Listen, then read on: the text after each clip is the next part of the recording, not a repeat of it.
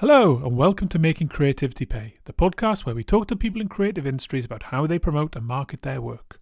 I'm Dan Barnett, and on this episode I spoke with artist and author Miriam Schulman. We talk about her giving up working in financial services to focus full-time on her art.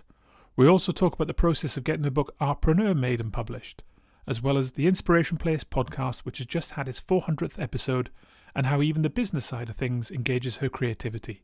I started by asking Miriam to give a brief introduction about herself. Hey, I'm Miriam Schulman. I'm the author of Artpreneur and I'm host of the Inspiration Place podcast. I've been a professional artist for over 25 years, but I didn't always start off an artist like many folks. I was told that I couldn't make a living that way. And I believed that, which is how I ended up on Wall Street. But after 9/11 happened, I knew I couldn't go back to that world. Unfortunately, I still didn't believe I could make a full-time living from my art. So at first I painted on the side and I took a job at a gym. And when they taught me how to sell personal training packages, that's when I had my aha moment. And I realized that, oh, these selling strategies could be used to sell anything, including art. And that brings us to where we are today, Dan. Fantastic. No, that's great. That's great. Yes, just kind of looking through the book, which we'll talk a bit more about later. Saying you started at Solomon Brothers. I mean, in terms of art, did you think that kind of art was just a nice thing? It was a hobby, and the concept. You should be doing the sensible thing of working on Wall Street and working in finance and everything else. Yeah, I had extreme financial pressure because I grew up in a single parent household, so I did not have that parachute, but I also didn't have the belief that that was a viable path. So once I saw that it was a path that I could monetize and started having early success, then I doubled down on that. I've had a lot of people on kind of talking about being a solopreneur and having to do Mm. everything and the kind of business side of art and all the rest of it. I mean, when you do it, do you see, there's a part of you that's the artist and a part of you that's the business person? Are they separate, or to you is it one thing? That's a great question. I find business very creative. In fact, I would even argue that the number one skill you need to make it as a business person is as a non-artist business person is your creativity. Because as things change, and they often do, you need to pivot. It's kind of like that Darwin, it's not survival of the fittest. He didn't say that. He said the animal who's most able to adapt, which is really creativity. So creativity is the number one skill you need to make it as a business person. So to me, it uses the same part of my brain. I don't know if I fully buy into that left side, right side. I think like Leonardo da Vinci was fully integrated and into both, what would be left and right sides. But I do want to point something out, Dan, that I think is very important. You cannot wear every single hat in your business. Just because you can do everything doesn't mean you should.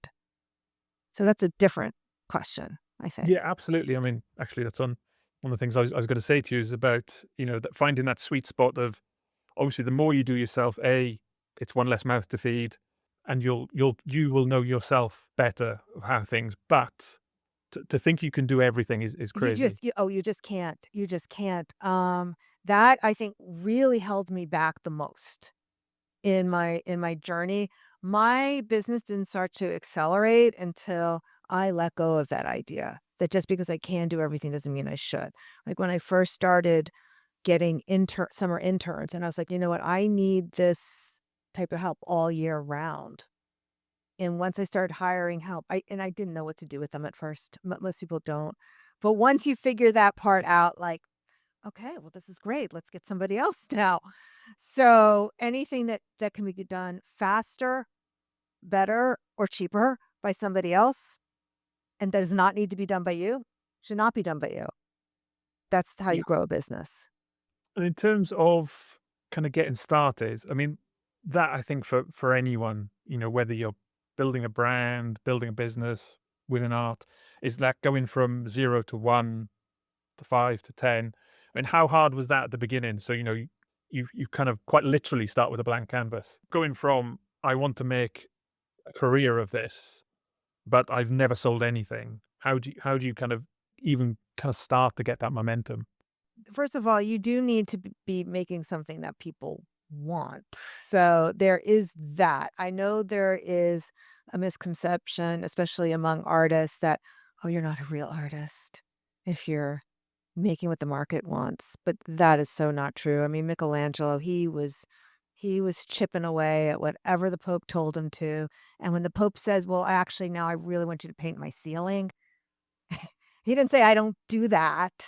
I'm a sculptor." It's like, "Okay, well, I don't know about that, but" and then, "Yeah, okay, get me a scaffolding, I'll do it." So, artists have always done what their patrons, the customers wanted them to do, and that does not make you not a real artist. And in terms of selling and promotion, I mean, how much of a cultural difference is there in different parts of America and then America versus the UK and Europe and all the rest of it? That's a great question because I think there is a misconception. People meet me and I'm not only American, I'm a New Yorker. So there's a bit of like that pushiness that people can read in my personality. However, the techniques that I teach my clients, and my clients are they live in Australia, they live in Canada, they live in Portugal, they live in South Africa. So I have many clients who live in Germany, and these techniques work no matter where you live in the world. And in terms of, when you were building that kind of stuff, because obviously, you've got your podcast. Like I said, we'll talk about that later. There's loads of great advice in there. You've got the book. But then yes, you also do other paid classes with so much stuff being free and available, good stuff and terrible stuff. There's all sorts of things out there. How do you get from, oh, this is really good and free, but this is even better, but you need to pay for that bit? Okay, I'm really glad you asked that, especially now in the world of AI. So it used to be that you could build an online class because people wanted the information. Well, information is very cheap, very, very cheap. So what isn't cheap is wisdom. Wisdom isn't cheap. So when people come to work with me, they're coming to me for three things. It's not information, it's wisdom, implementation, and then the community or the accountability. So those are the things that people will come to me. They need, yes, the curriculum and the strategy, but if that's all they really wanted, it's kind of like weight loss programs. If you could read a book and get skinny, we wouldn't need a Zempic. We'd have a world of skinny people, but it doesn't work that way. So what people get from me that they don't get from listening to my podcast or reading my book is implementing it and then getting the results and relying on that feedback loop of the coaching and the community and the accountability. Yeah, that's interesting. I mean, I guess, you're talking about weight loss there, and it kind of similar with the personal trainer. Part of it is it's not a placebo effect, but it's the fact that because you're paying for something, you will take it yourself seriously. Oh yeah, people who pay attention. That there's no question about that. So I always run a boot camp. I run it 3 times a year and we have the free version. So that's people can do the boot camp for free. And then we have the VIP version and it's only $47. But the people who pay that $47, they're showing up to all the calls, they're asking questions, and they're most likely to join my programs because they paid attention. I mean, you mentioned a little bit about AI there, and I know on one of the episodes of the podcast, you were talking a little bit about it. Obviously, in general, artists are completely turned off by AI and the prospect of it. But in your head, are there some possible positives and things that it can be useful for? Yeah, especially if you see it not as a replacement for the entire creative process, but as solving, it's like this. So Dan, I forgot to ask you when we first, where do you live in the world? How far apart are we? I'm just outside London. Okay. So to get something from London to, I don't know, Paris. Okay, let's just use that. It's not so expensive to get something from London to Paris. We're talking about shipping. But what's expensive is getting something from your home to the shipping center in London and from wherever it ends up in Paris to that place that you're actually shipping it to. So that's what's known as the last mile problem. That's the most expensive part in the shipping process. Now, creativity, it works the same way. So the hardest part is that first ideation stage, getting it getting what is the big picture, what is the idea, where do you want to go? Not always all that stuff in the middle, and then that last mile. That last mile is where the humanity and the soul really comes in. So even if that middle part, now whether you're talking about writing, maybe music, maybe even visual art, some of that can be solved with AI, but it's still that those last miles are where the human artist creativity, that personal touch, that part can't be replaced. Not yet. And you were saying that working at a gym and personal trainer courses that made you think, aha, that kind of fits for art, and a lot of the principles are the same. Before that happened, did you even think of going down that route, or were you just work as an artist? You would paint, you would do commissions, and the other side kind of never really thought Okay, about it. so I did actually. So even when I was in college and I told you I had a lot of financial pressure, I was on financial aid. So I when I was working for the student center in college, I learned that they paid professional artists to make the posters that they were hanging up on the walls.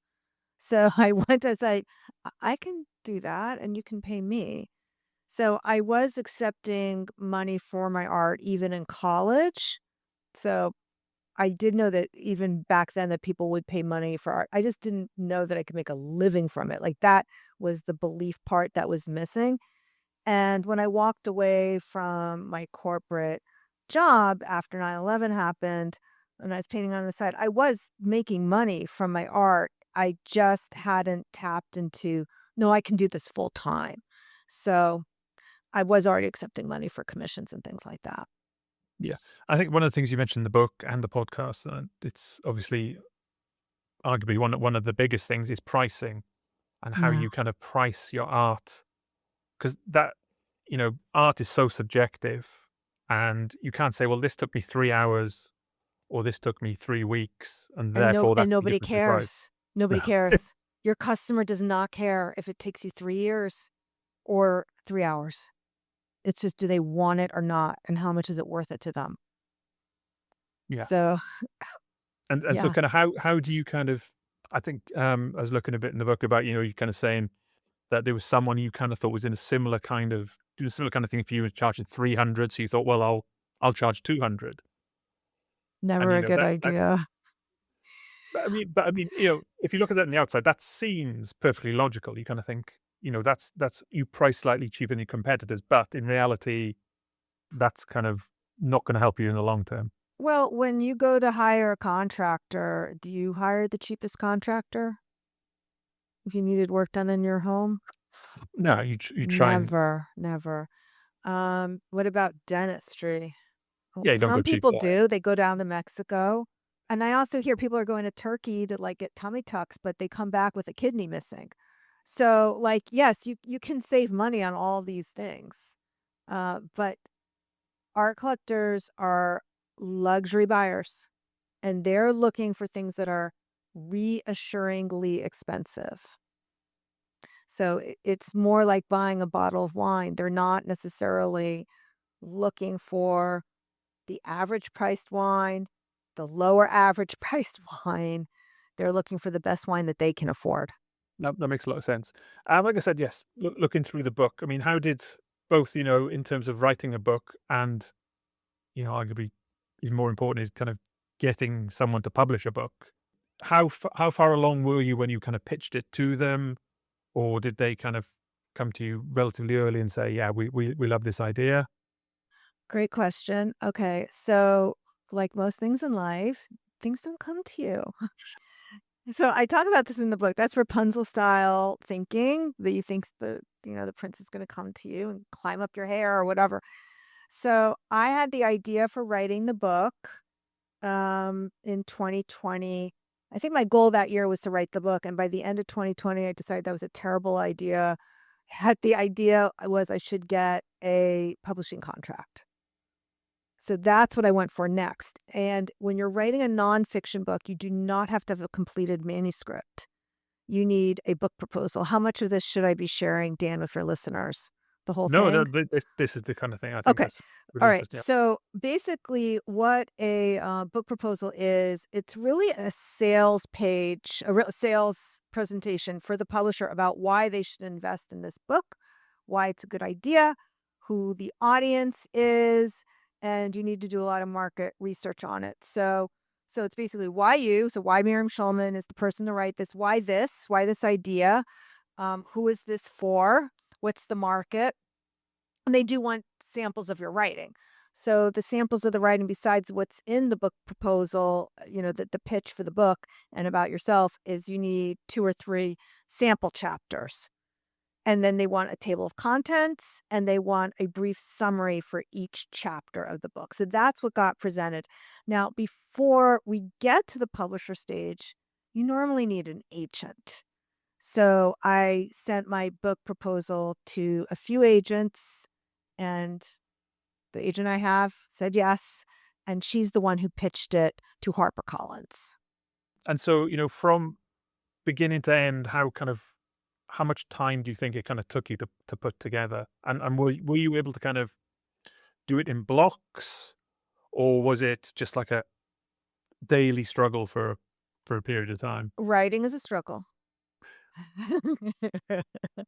So, I got my agent. My agent was showed interest in me in January of 21, and I signed with her, and then we pitched the book to HarperCollins. I remember it was after Easter, so April, and then by the time we got it signed contract, it was June.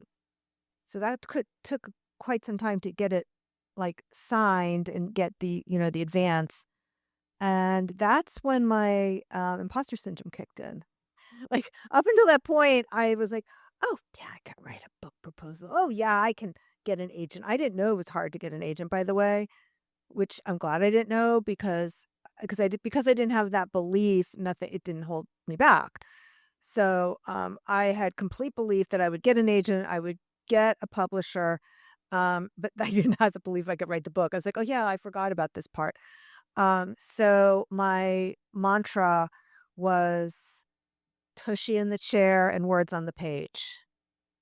So, and I would force myself to put words on the page for 2 hours a day. Yeah.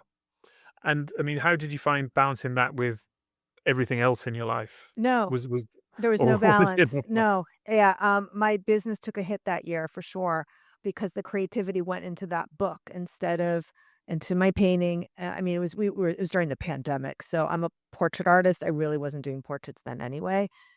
So it my business did take a hit the year I wrote the book for sure. and in terms of reaction to it, and you've got these various strands now, and do you find that they all kind of complement each other? So someone will read the book and go to the website, or someone will see something on Instagram and go to the book, and they all kind of nicely complement each other. Oh, yeah. I really am glad I wrote the book. So, first of all, we've sold around 20,000 versions. That's not 20,000 paperbacks, but like I forget the breakdown, but between the paperback, the audiobook, and the Kindle version, 20,000 people have bought some version or more than one version of the book. So that, to me, that's a success. Uh, then I do have people who are reading the book and then wanting to work with me. So for my purposes, that's a success. And then there's the legacy piece of it. So I'm 57 now. When I decided I wanted to write the book in 2020, like I had just turned 50, and legacy becomes very important when you're in your 50s. So that was something I really wanted to do, was write this book that would be my legacy of my ideas, my life work, and then of course some personal stories woven in, because any good narrative nonfiction book, it's not a textbook. It's going to have some personal storytelling. So that was the process. And obviously, you've had the podcast as well for a number of years. I mean, how have you found that? And I know you sometimes do solo episodes, sometimes have guests.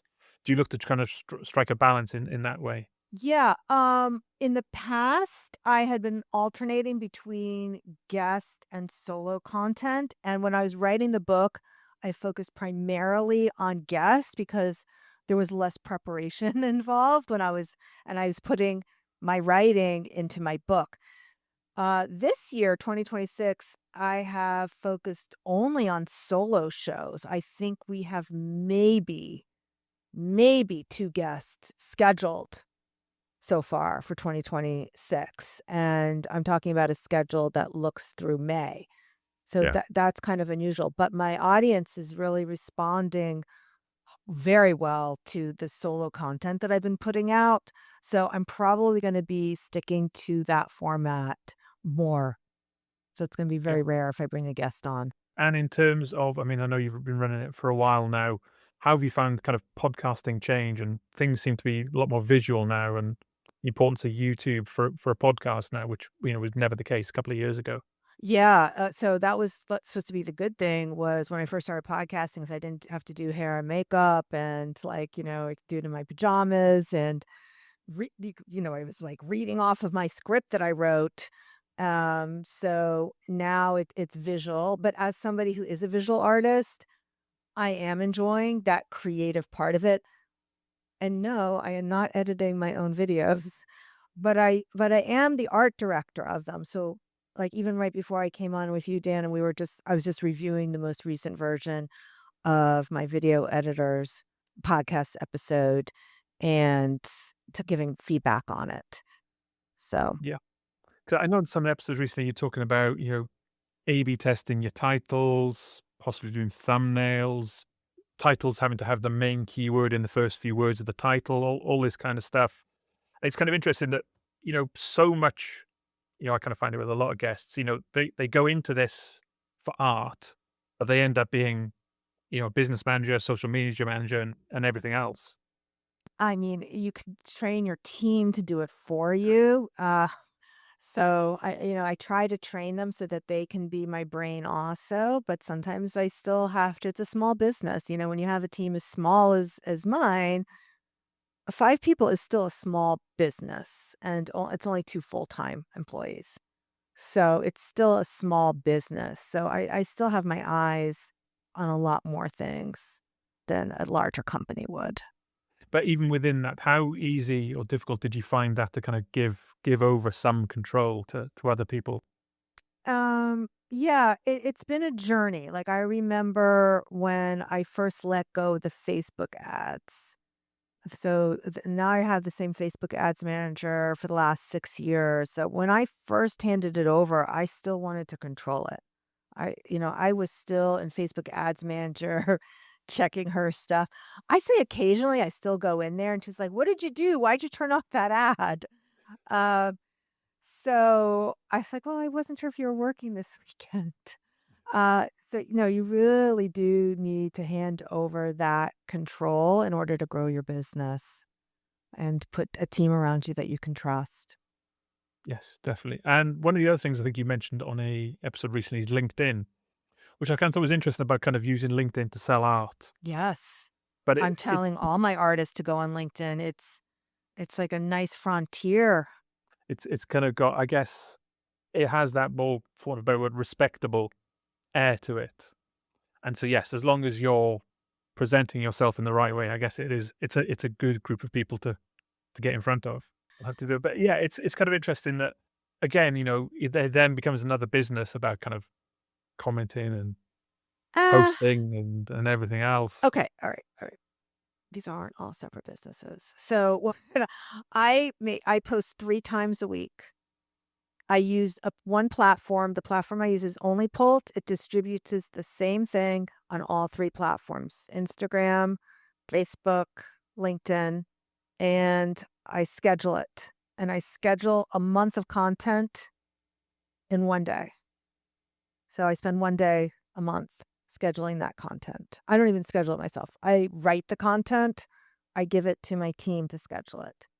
I'll have to have a look at that one because I've heard of some like Buffer who do similar kind of thing. But yeah, I think that's the thing is it's being organized. And again, that kind of goes against rightly or wrongly, the kind of stereotype of an artist where it's a bit more laid back and relaxed, and it just, the inspiration flows out of you, but the inspiration doesn't flow out of you to do a month's worth of scheduled posts.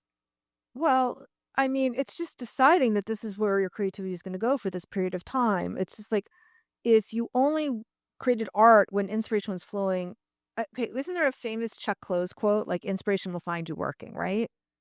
Same thing. So, I like to see it as a part of the creative process when I'm writing. I had this photo of me, I have, like, a photo shoot done. I have this photo of me where I'm pulling out my hair, and I'm sitting in front of the Met, and then I decide I'm gonna post it on whatever, April 5th. I think, "What can I write about that goes along with this picture?" To me, that's creativity. What's the story that I can tell right now that's gonna help my audience with this goofy picture of me pulling my hair out? So, Obviously, you've got the book. Do you have do you have another book in you? Is there still a desire to yeah. do more, or are you done Yeah, with but that? my agent, like, don't tell her.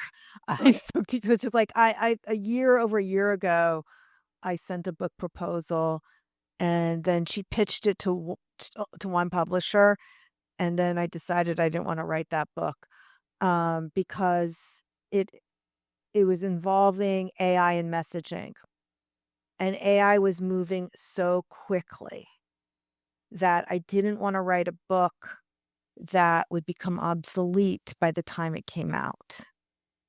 And things were changing so fast, and they're still changing fast. Now, I think I could write a messaging book with it not being as dependent on, you have to include AI in when you talk about marketing in 2026. Yeah. You can't not. So, I think I could now write that book if I talked less about tactics and more about strategy, which is what I did in my first book. If you read my first book, it is an evergreen book, especially since I was very ahead on the curve when I wrote the book, because I wrote Artpreneur in 2023. I was very ahead of the curve that social media was dying. So my book de-emphasized social media. My publisher at the time, they were very confused why I was doing that. They thought I was behind, or like, oh, maybe because she's in her 50s, she doesn't get it. And when they said that to me, I was like, oh, I didn't make a strong enough case about why social media is dying. Let me double down and make that argument here in my book. So I'm really glad that they criticized it in that way when I was still in the developmental stage of writing the book. Yeah, I think it's one thing you've mentioned recently is about the kind of importance of email and newsletters and kind of owning that contact rather than hoping for the algorithm to bless you. It's not just the algorithm, it's also just that people's attention spans, and there's too many platforms and too many places to be, and people quitting platforms entirely. So it's just not possible for any of these platforms to show all the published content of everyone you're following to you. It's just not. Yeah. So that's part of it as well. The podcast, when you're promoting an episode and you were talking about Facebook ads and things like that there, do you have in your mind, right, if I've done an episode, I then want 3 stories, 6 captions and all this kind of stuff that, you'll want certain beats to hit from every episode? Great question. I'm really glad you asked it, Dan. So this is one of the biggest changes that I've made this year, and it's really been paying off for me. So 5, 10 years ago, the way we used to post on Instagram, it almost was like an ad, like, hey, new episode out. Yay. That was all we did, right? Do you remember that? Yeah. Okay. So the way I publish now is I think of the theme for the week is always whatever I'm talking about on my podcast slash YouTube channel, which is now the same thing. We're putting everything that's on my podcast on YouTube. And then the posts that I'm making are not advertising. I mean, they are advertising, but it's not like it's advertise. The purpose is not to advertise the podcast. The purpose is to give value that is the same content that is in my podcast slash YouTube. So it could be a quote from what I'm talking about. It could be an infographic about what I'm talking about. It could be a goofy picture of me at the Met, but I'm now just pulled some of the content out of my podcast and I put it into that caption. So you see, there's a big difference. Now, I might say at the end, oh, I go deeper about this in the show. But Yeah. whether somebody goes to the podcast or not, they've gotten value from that post. And that's a big difference between what I'm doing now and what I used to do. Yeah, I totally understand what you mean because, I've got dozens of podcasts that I'd like to listen to, if, stuff I've heard before and love, and, I've kind of fallen out listening to them, and there's so much stuff out there that, even the stuff I know I like, I don't have enough time for that, never mind Right. things Right. that I don't know I would like. Right. And so, yes, you almost need to kind of think, you know, feed someone enough that even if that's the only thing they take, yeah, that itself is of use. Exactly. So there's certain people who I only consume their content on LinkedIn, even though they have Chris Doe, for example. I only consume his content on LinkedIn, even though he has a phenomenal YouTube channel. But that's the only way I consume his content. And there's Yeah. some people I only consume their content, whatever the format is. And in terms of kind of what you do now and everything, I mean, how much? I mean, I think you probably kind of answered it already yourself, where you kind of say even the business side you find creative. I So, do. I mean, do you think of yourself, yes, as a artist, full stop, or as a painter and a business person, and they kind of go together? I see myself as an artist. I would prefer to introduce myself as an artist. I have stopped doing that in my social circles only because the next question they ask me are very specific to somebody who is a work like I'm not working right at the moment as a painter. So, Michelangelo for a while, he was an architect. That didn't make him not an artist those years that he was designing the Lorenzo library. So, to me, it's the same thing, like, I'm putting my creativity into different areas. I will tell people who I don't want to invite questions I don't wanna answer, "Oh, I coach artists on the business side," or "I write artist business books," like, if I don't feel like getting into questions about other things. Yeah, I don't wanna paint your dog. Like And so for the rest of 2026, I mean, you were talking about, you've kind of got episodes planned for May already. I mean, what is the overall plan for the year? Mm. Oh, in terms of my business plan or my content plan? Or I guess everything, both your art and the content stuff as well, and the podcast. yeah, so I do have my content planned out as far as May. I mean, if you want me to give you want me to give you like a sneak peek about what that is, I can tell you. So what I have is a spreadsheet, which is my content calendar. So I have to be plan things out in advance because, like I shared with you already, that I'm planning all the related social media content one day for the whole month. So I have to have that whole month already planned out, right? Okay. So we are looking at how to find luxury art collectors using the charity circuit. That is in the March. I'm talking about Pinterest trends, but only the ones that artists need to be paying attention to. The real reason art collectors aren't buying your art. Actually, that was just an idea for a title. I don't even know what content I would put in that yet. And then I'm also talking about the Benjamin Moore Color of the Year and kind of more of and talking about it more as a cultural signal because I don't know if you follow Benjamin Moore Color of the Year because that is an American brand, right? I did do the European brands, by the way. So the Benjamin Moore Color of the Year is actually like a charcoal gray. So it's not about what colors artists should be painting. It's more like talking about quiet luxury and how this is good news for artists, that it's more like the background you might see in a museum. So it's about a cultural signal. So a lot of times when I talk about trends, I'm talking about, well, this is the trend, and not so much that you should chase the trend, but these are the cultural signals that are leading to this being a trend. And that's what you need to be paying attention to, because artists should be paying attention to cultural signals. Just like we've been using our friend Michelangelo this whole episode. He was not painting pop art during the Renaissance. Okay. So there's a reason when pop art became important, or there's a reason why certain art movements become important. They are responses to cultural signals.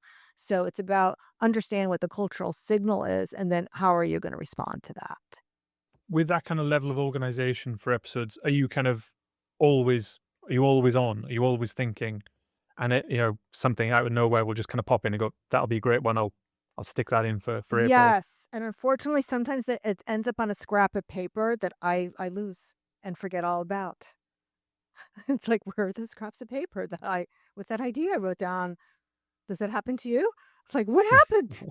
I have lists of lists, and yes, there's Yeah, they disappear. And then I'm like going through my paper calendar. I must have written it somewhere. And then it's like, oh, I'll just come up with a different idea. Thanks to Miriam for coming onto the podcast. You can find out more details about where to find Miriam online and where to get her book in the show notes.